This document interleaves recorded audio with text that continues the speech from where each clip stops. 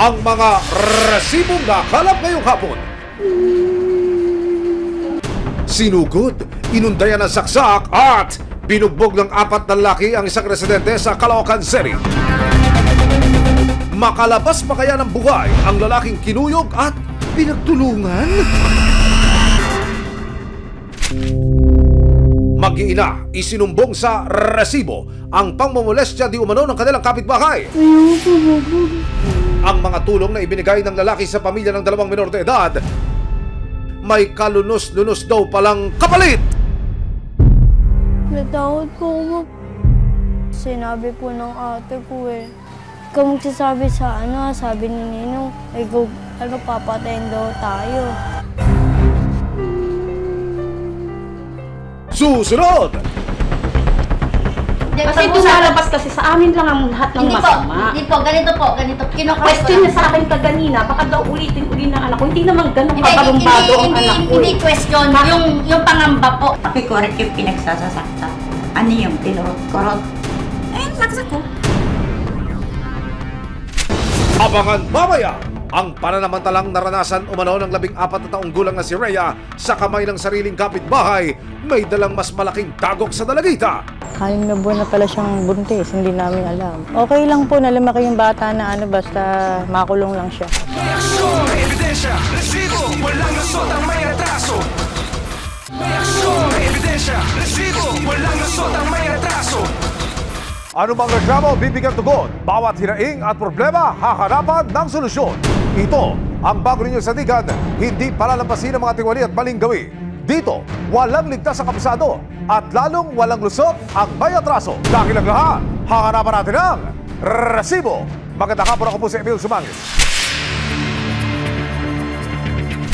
2 lalaking nagbibisikleta sa Caloocan nagkabanggaan at nagkairingan nang may rumesbak para sa isang lalaki. Ang gulo, 4 versus 1 ang naging laban. Pero pagdating sa harapan sa barangay, ang mga lalaking mabilis pa sa alas 4 rumesbak, tila nagsimula na raw magtago-taguan. Sa closed-circuit television o CCTV footage na kuha sa isang sulok ng Caloocan City noong March 22, makikita kung paano kinumpronta ng 2 lalaki ang nakaitim na lalaking nakatayo sa harap ng isang e-bike. Nang magkasagutan, tinulak at sinapak ng naka-gray na lalaki ang biktima. Ilang saglit pa, bumunot na ng patalim ang lalaki at inundayan ng saksakang nakasalampak ng biktima. Maya-maya pa, nakisali ang 2 pang lalaki sa gulo. Ang isang lalaking walang suot na pang-itaas na damit, kumuha ng upuan at paulit-ulit itong hinampas sa biktima. Susunod! Ito kasi dito din natin pinagsusuntok hanggang sa pumutok sa leeg dito. Ano nga ba ang punot-dulo ng pagkuyog nila kay Sunny? Mag-iina, isinumbong sa resibo ang pangmomolestya di umano ng kanilang kapitbahay. Ang mga tulong na ibinigay ng lalaki sa pamilya ng 2 minor de edad, may kalunos-lunos daw palang kapalit. Reaksyon, ebidensya, resibo, walang lusot ang may atraso. Reaksyon, ebidensya, resibo, walang lusot ang may atraso. Mga kapuso, bago naganap ang paranaksak at pambubugbog sa kanto ng Rizal Avenue, nakunan muna ng CCTV ang suspect na lumabas mula doon sa aking likuran. Kasunod niya ang 3 niyang kasamang rumesbak para bugbugin at saktan ang biktima. Sa salaysay ng biktima, dito po sa iskinitang ito sila nagkabanggaan ng suspect. Sa pag-akalang hindi ito minasama ng kanyang nakabanggaan, dito po siya dumiretso sa kanto kung saan niya aabangan dapat ang kanyang ama. Pero ilang minuto o lumipas, lumabas ang mga suspect mula sa iskinita kasama ang kanyang mga kaibigang rumesbak. At sa paanan mismo ng CCTV na yan, makikita kung paano siya ginulpi at sinaktan sa bahaging ito ng bangketa. Ano nga ba ang punot dulo ng labis na galit ng grupo sa lalaking kanilang pinagtulungan? Ang biktimang si Sunny, mapalad na nakaiwas sa mga saksak na inuunday sa kanya, pero hanggang ngayon, masakit pa rin daw ang buo niyang katawan dahil sa mga sapak at tadyak na ibinigay sa kanya ng grupo. Nagsimula raw ang gulo ng makasalubong niya ang isang lalaki sa eskinita habang siya'y nagbibisikleta. At nagkabungguan daw sila sa makitid na daanan. Siya nakita ko na siya napapasok pa lang. Akala ko hihinto siya, kaya ginawa ko, ako na lang yung huminto, bumilid pa ako. Siya nagpipidal siya, nakasampa siya sa bike niya. Hanggang siya nagkabanggaan kami, nabunggo niya ako. Akala raw ni Sunny, tapos na ang naging simpleng iringan. Sa isa pang CCTV video na nakuha ng resibo, makikita ang grupo ng mga lalaki na isa-isa nang lumalabas mula sa naturang eskinita. Akala siguro ba hindi pa ako umuwi, akala siguro inaantay ko siya. Hindi niya alam, may hinihintay ako doon tatay ko. Hanggang sa bumalik, yung mga kasama na. Rest back na raw pala ito ng lalaking nakaalitan ni Sunny. Ito kasi dito nila ako pinagsusuntok hanggang sa pumutok sa leeg dito. Kasi nakigana po ako sa e-bike kaya yung katawan ko medyo hindi po nila nagagalaw. Kaya yung dito po, ulo. Ito po yung unang sinuntok. Ito po yung yung kutsilyo po na dumaplis po Ayon sa medical legal report, nagtamo si Sunny ng contusions, lacerated wound at hematoma dahil sa insidente. Kaya naman ang kanyang ina na si Marivic de la Cruz hindi na nag-alinlangang humingi ng tulong sa resibo. Ang gusto ko lang po mangyari, mabigyan ng hustisya yung ginawa sa anak ko. Noong time na yun, pinatawag po niya. Pinasundo niya po sa mga tanod niya, pero wala po lumitaw kahit isa. Hindi ko na po nakita. Dahil kapos, minabuti na rin ng resibo na ipa-CT scan si Sunny para malaman ang kanyang tunay na kalagayan. At dahil hindi na raw niya mahagilap ang mga lalaking nanakit noon sa kanyang anak, kabilang na ang may dalang panaksak na kinilalang si Darius. March 26, nagtungo si Marivic sa barangay sa pag-asang makakaharap pa ang grupo.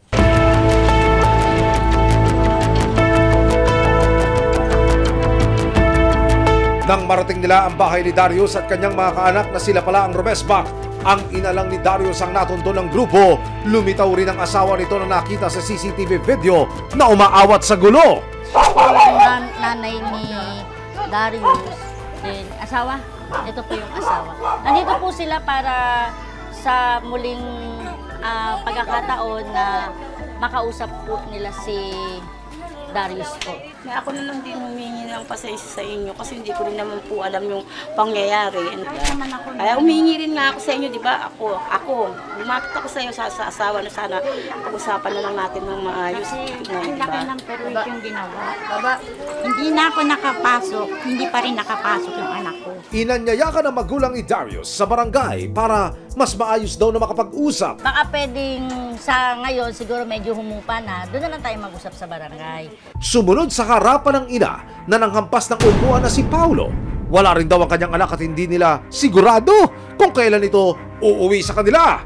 Gusto ko rin po kasi marinig yung ng mga tao yung side namin kasi marami rin kami na ririnig sa mga post-post nyo na puro kami ang pangat ng side. May nagbanta pa sa anak ko. Ang inaano namin, yung pangyayari na yun talagang naman wala tayong alam sa totoong nangyari eh. Kasi dumalabas kasi sa amin lang ang lahat ng masama. Hindi po, ganito po, ganito. Question niya sa akin kaganina, baka daw ulitin-uli ng anak ko. Hindi naman ganun kabalumbado ang anak ko. Hindi question, yung pangamba po.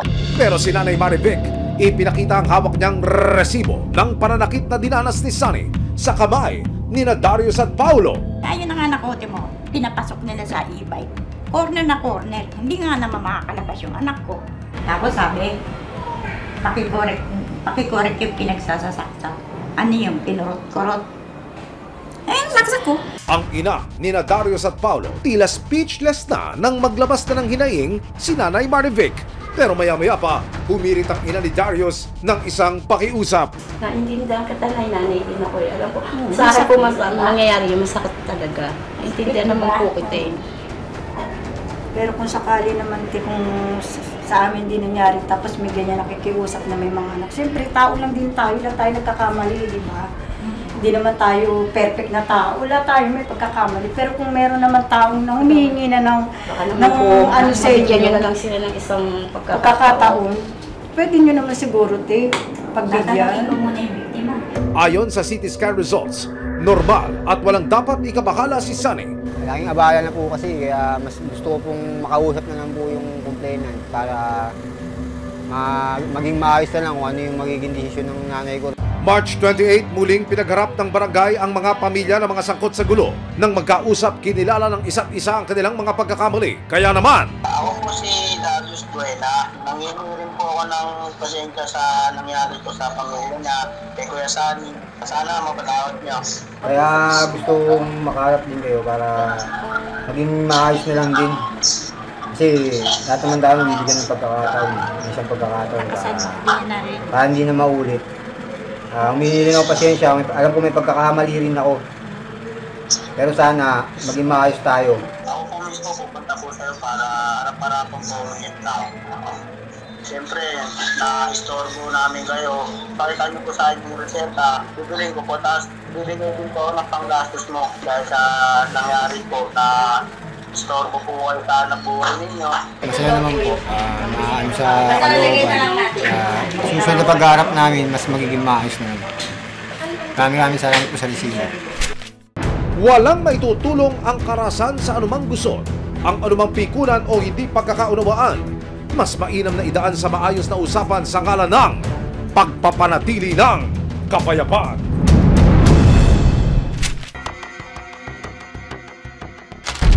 Ninong kung tawagin ng menor de edad na magkakapatid ang kanilang kapitbahay. Si Ninong panay alok daw ng ayuda sa tuwing dadalhin sa kanya ng PWD na ina ang kanyang mga anak.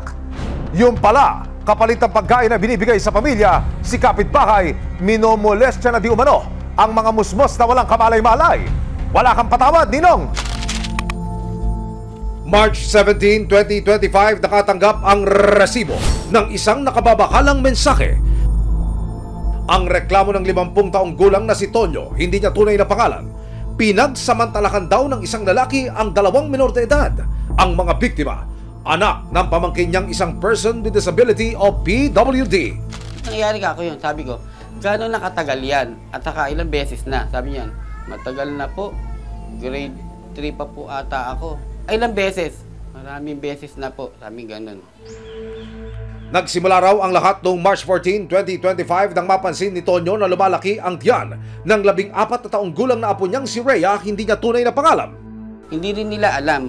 Kaya lang nalaman nila nung nagbabago yung shape ng katawan ng bata. Sinabi niya sa nanay niya na, nanay, tingnan mo yung anak ni Sabi ganun, parang buntis. Dahil person with disability at hirap sa pag-intindi ang ina ng dalagita, tinanong ni Tonyo ang 11 taong gulang na kapatid ni Rhea na si Nika kung may nalalaman siya. Ayaw pa rin umamin ng bata. Tapos, ang nagkwento, yung kapatid. Una, hindi niya inaamin na kasali siya, pati siya, biktima. Lumilang pa doon ng ilang oras, tapos sinabi sa pisang pamangkin ko na, pati ako din, tita. Sinalbahe din ako.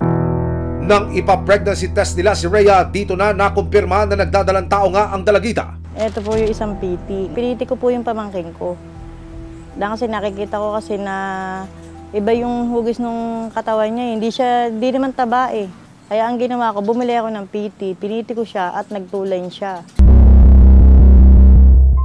Ang pagkumpirma sa pagbubuntis ni Rhea, nasundan na raw ng iba pang nakababakalang revelasyon tungkol sa tunay na sinapit ng dalagita.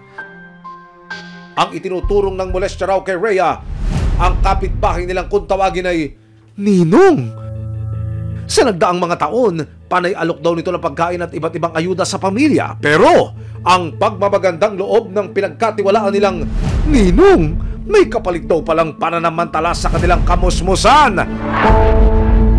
Ang salita ng pamangkin kong 11 years old, ang sabi niya, dati pa ginagawa sa kanila, noong nakaraan taon pa. Pinagbasihan ko yung ultrasound niya, tsaka noong nakaraan taon.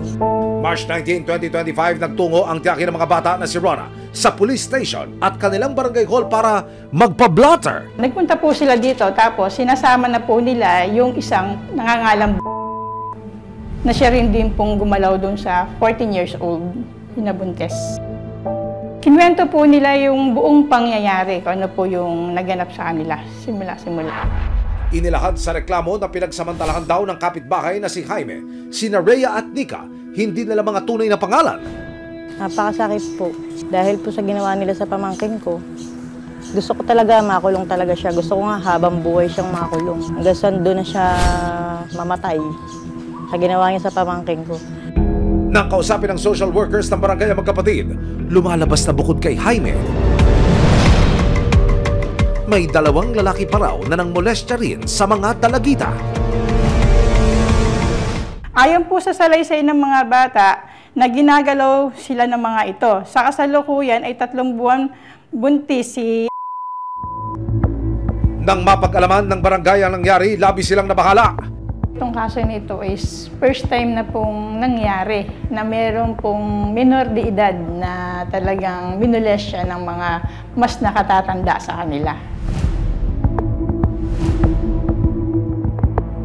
Sa gabay ng mga kamag-anak ng dalagita at ng barangay, sinubukang ikwento ni Rhea ang naranasan niya sa mga kamay ni Jaime.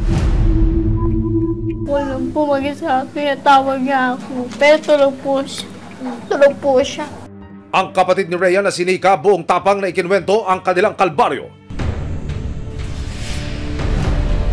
Sabi po na Ninong, nando sa kwarto.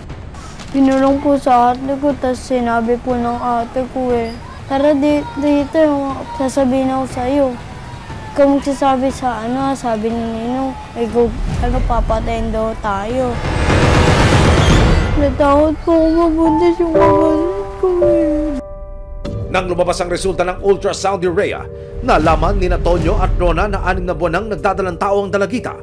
6 na buwan na pala siyang buntis, hindi namin alam. Okay lang po na lumaki yung bata na basta makulong lang siya. Tanging hiling ng mag-anak, mapanagot si Jaime at 2 pang inireklamong sina Ingo at Enyong. Di nila mga tunay na pangalan, pero si Jaime, naglaho na raw na parang bula. Tumakas na nga siya baka ako hindi na siya bumalik dahil nga nagtatago na nga Pero dapat nga po nung araw na yun, gusto ko makulong na talaga nun Habang sina Ingo at Enyong naman, sinusubukan pa raw na makipag-areglo sa pamilya. Kumot yung 2 matanda. Kahapon nagpunta pa rito yung matanda, ba't daw nasasali? Hindi lang ako nakapagpigil. Baka ako sabi ko sa kanila, magsilayas kayo dito. Sa husgado na lang kako tayo magharap. March 26, 2025, kasama ang resibo. Sinubukang hanapin ng mga kamani ng barangay sina Jaime, Ingo at Enyong upang makuha ang kanilang panig. Regarding sa mga batang na-molest siya, i-assist nyo, puntahan sa bahay para magkaroon lang ng linaw yung inaakusa sa kanila.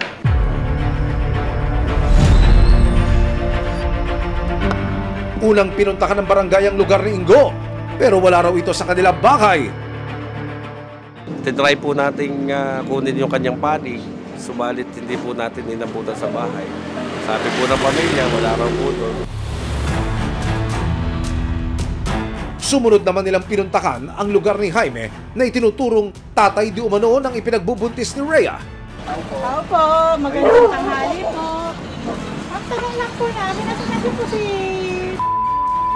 Nag-service po na Arkela. Hindi pa po ba umuwi, ma'am?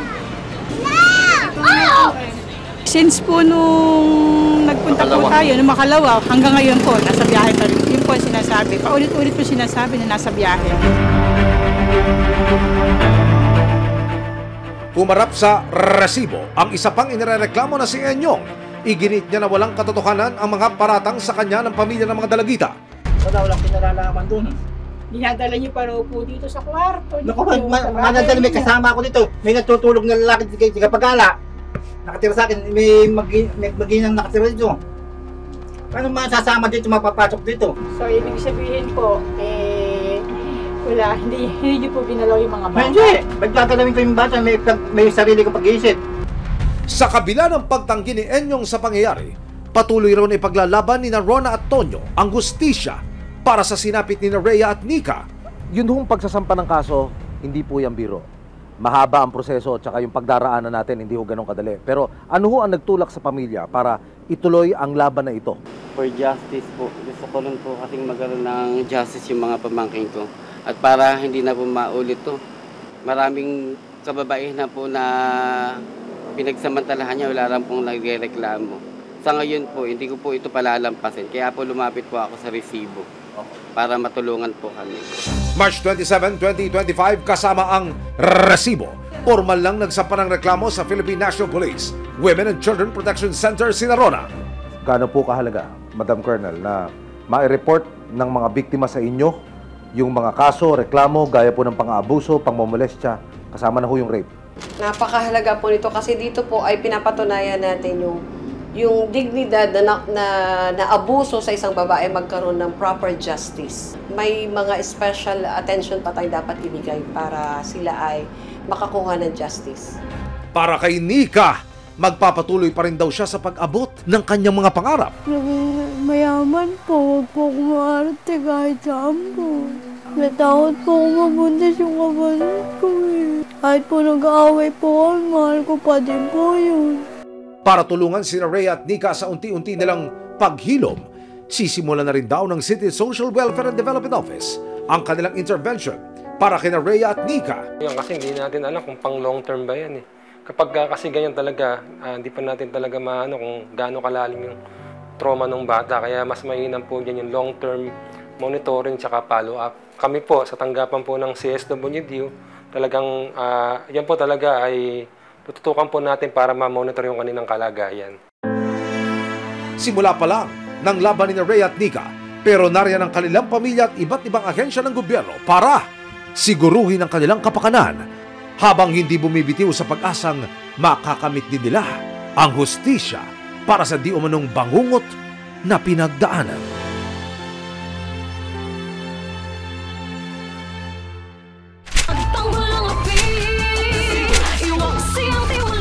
Sama-sama nating ituwid ang tiwali at baluktot. Itakwil ang maling gawi at modus na bulok.